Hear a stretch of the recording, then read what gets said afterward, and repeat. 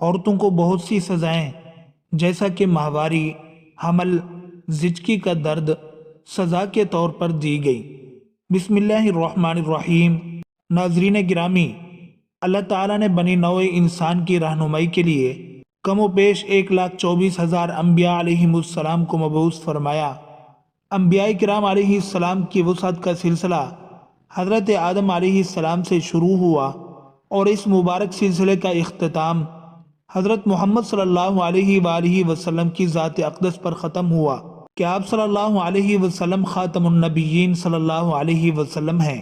آج کی اس ویڈیو میں ہم آپ کو حضرت آدم علیہ السلام کی زندگی کے بارے میں بتائیں گے، ساتھ ہی ساتھ جو کہ آج کی اس ویڈیو کی غرض و غایت ہے، اس بارے میں آپ کو آگاہ کیا جائے گا کہ حضرت حوا علیہ السلام کتنی بار حاملہ ہوئیں اور کتنے بچے انہوں نے جنم دیے اور ان کی وفات کب ہوئی، اور حضرت آدم علیہ السلام کا ذکر کیا جائے تو حضرت جبرائیل علیہ السلام کو وہ حکم دینا بھی آپ کو یاد ہوگا کہ اللہ تعالیٰ نے حضرت جبرائیل علیہ السلام کو حکم دیا کہ کرۂ ارض سے مٹی لے کر آؤ۔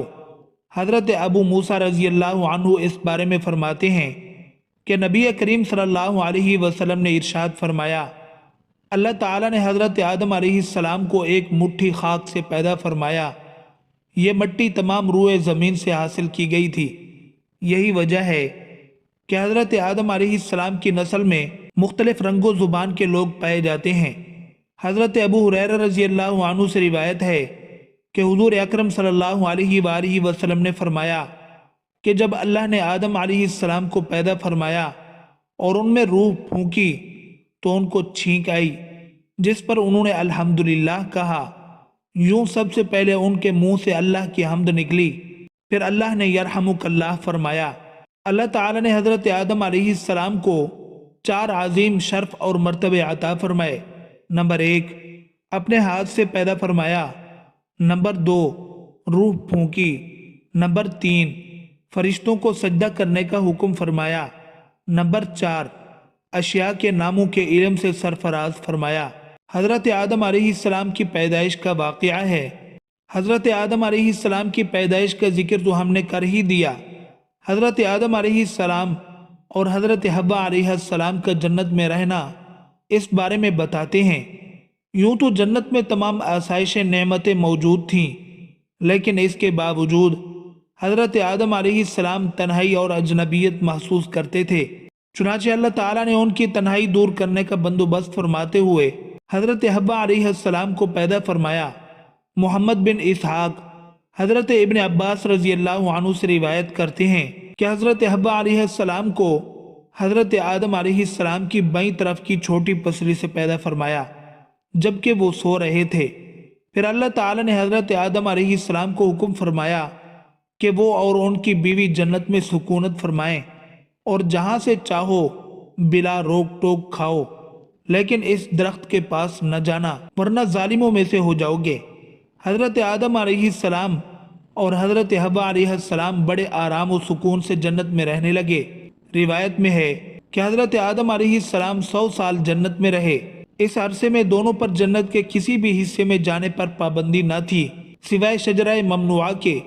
شیطان اب ان دونوں کا کھلا دشمن تھا اور اپنی سزا کا بدلہ لینے کے لیے بے قرار بھی تھا۔ اس کی شدید خواہش تھی کہ اللہ تعالیٰ کے حکم کی خلاف ورزی کریں۔ پھر شیطان نے ان دونوں کے دلوں میں وسوسہ ڈالا تاکہ ان کی شرم گاہیں جو ایک دوسرے سے پوشیدہ تھیں بے پردہ ہو جائیں۔ انہوں نے کہا کہ تمہارے رب نے تم دونوں کو اس درخت سے اس لیے منع فرمایا کہ کہیں یہ پھل کھا کر تم دونوں فرشتے نہ ہو جاؤ یا کہیں ہمیشہ زندہ رہنے والوں میں سے نہ ہو جاؤ۔ شیطان کی ان باتوں نے حضرت حوا علیہ السلام کو سوچنے پر مجبور کر دیا، اور پھر شیطان کی مسلسل اور تواتر کے ساتھ سازشیں رنگ لائیں اور اس نے حضرت حوا علیہ السلام کو پھل کھانے پر راضی کر لیا۔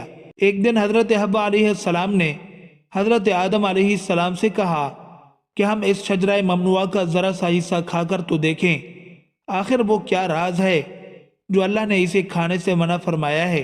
شروع میں تو حضرت آدم علیہ السلام اس کے لیے قطعی طور پر راضی نہ تھے، لیکن پھر حضرت حوا علیہ السلام کے مسلسل اصرار پر بدل نخواستہ وہ بھی راضی ہو گئے۔ ابھی ان دونوں نے پھل کو پوری طور پر چکھا بھی نہ تھا کہ ان کی شرم گاہیں ایک دوسرے پر عیاں ہو گئی۔ اس پر دونوں بدحواسی اور پریشانی میں جنت کے درخت کے پتوں کو توڑ توڑ کر اپنا بدن چھپانے لگے۔ اللہ تعالیٰ نے دونوں کو پکارا اور فرمایا کہ میں نے تم کو منع نہیں کیا تھا کہ اس درخت کا پھل نہ کھانا اور شیطان کے ورغلانے میں نہ آنا، یہ تمہارا کھلا دشمن ہے۔ دونوں نے جب اللہ کی پکار سنی تو مارے خوف الہی کے کانپ اٹھے، نہایت لاچارگی اور عاجزی سے اپنی خطا پر نادم و شرمندہ ہوتے ہوئے بارگاہ خداوندی میں عرض کیا، اے ہمارے رب، ہم دونوں سے بہت بڑی غلطی ہو گئی ہے۔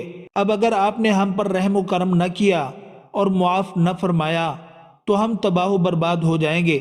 حق تعالی نے فرمایا کہ اب تم دونوں ایک خاص مدت تک زمین پر ہی رہو گے، جہاں تم ایک دوسرے کے دشمن ہوں گے، اور وہاں ہی مرنا ہے اور اس میں سے پھر پیدا ہونا ہے۔ چنانچہ دونوں کو زمین کی طرف روانہ کر دیا گیا۔ روایت میں ہے کہ حضرت آدم علیہ السلام کو ہند میں اور حضرت حوا علیہ السلام کو جدہ میں اور ابلیس کو بصرہ سے چند میل کے فاصلے پر اتارا گیا۔ جب حضرت آدم علیہ السلام جنت سے ہند میں اترے تو ان کے پاس حجر اسود تھا اور جنت کے درختوں کے پتوں کی ایک مٹھی بھی تھی۔ پھر حضرت آدم علیہ السلام نے ان پتوں کو زمین پر پھیلا دیا اور یہ خوشبودار درخت ان پتوں ہی کی پیداوار ہے۔ حضرت ابن عباس رضی اللہ عنہ سے مروی ہے کہ حضرت جبرائیل امین علیہ السلام حضرت آدم علیہ السلام کے پاس آئے اور گندم کے 7 دانے ساتھ رہے۔ حضرت آدم علیہ السلام نے پوچھا، یہ کیا ہے؟ عرض کیا، یہ اس درخت کا پھل ہے جس سے آپ کو روکا گیا تھا لیکن آپ نے تناول کر لیا تھا۔ عرض کیا، ان کو زمین میں بو دیجئے۔